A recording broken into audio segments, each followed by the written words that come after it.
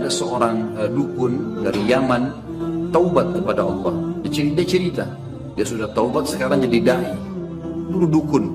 Dia cerita waktu saya masih jadi dukun, saya dulu paling suka ya, menunjukkan kekuatan kalau saya kebal.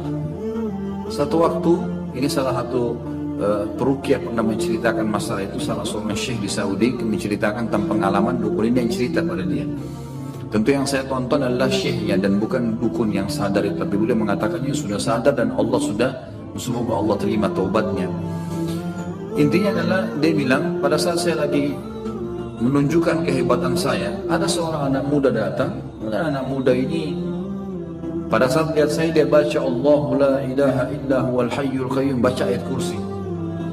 Dia bilang pada saat saya tusuk badan saya, tiba-tiba saja lubang masuk, kena, berdarah semuanya.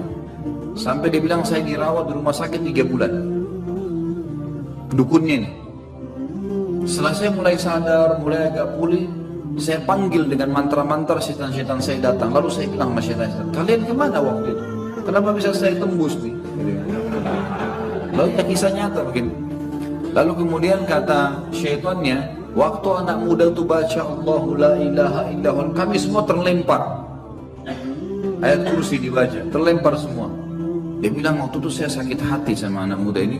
Saya cari supaya dapat bagaimana caranya menyihir anak muda itu. Dia bilang kemudian saya cari tahu sampai saya dapat fotonya, dapat bajunya, lalu saya sihir. 3 tahun saya sihir gak mempan-mempan. Terus saya cari tahu kenapa, apa kekuatannya orang ini. Lalu syaitan-syaitannya menyampaikan, anak muda itu tidak bisa kamu tembus karena setiap habis sholat gak pernah tinggalkan ayat kursi. Seperti itu, gitu kan? Jadi ini contoh saja. Di sini teman-teman sekalian bagaimana syaitan menunjukkan kalau dia kebal, tapi subhanallah ayat-ayat Allah tidak bisa dikalahkan. Kalau ada orang yang meruqyah kemudian belum sembuh, jangan antum bilang wah ayat Allah ini nggak kuat berarti sihirnya lebih kuat. Enggak, bukan itu. Sama sekali bukan itu. Allah masih belum mau izinkan antum sembuh. Karena dengan cara seperti itu mungkin antum lagi lebih dekat kepada Allah. Ada orang subhanallah harus dengan kasus baru dia mau lebih dekat dengan Allah. Kalau dia lagi tidak ada kasus, dia tidak bisa dekat sama Allah. Allah kasih cobaan, gitu kan? Begitu pula di sini dikatakan kadang-kadang syaitan menjelma menjadi kayak orang saleh datang kepada dia, terutama orang-orang yang berbuat kemusyrikan, kayak datang-datang ke kuburan, ambil tanah-tanah kuburan, menganggap ini kuburan wali dan seterusnya.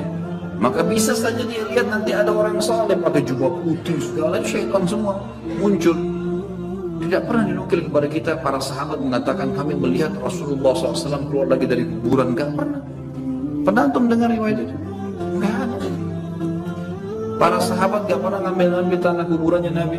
Mereka ziarah kubur Nabi, baca salawat, salam, pergi, selesai. Dari mana ini teman-teman sekarang ambil tanah, ambil ini ada kuburan sampai tiap hari ditambah tanahnya. Gara-gara diperjualbelikan tanah 1 genggam sekian harganya. Was-was syaitan semua.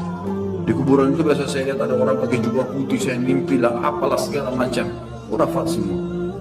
Ada yang mengatakan dulu orang tua saya datang. Dulu orang tua dari mana? Ada yang mengaku tuh ngobrol sama orang tuanya setiap malam Jumat. Itu luar biasa itu. Nah, tidak pernah ada sahabat nukil ini kepada kita. Padahal ada Abu Bakar, ada Umar, mertua Nabi. Gak pernah mereka nukil. Kenapa gak dinukil kalau memang betul? Gak ada sama sekali.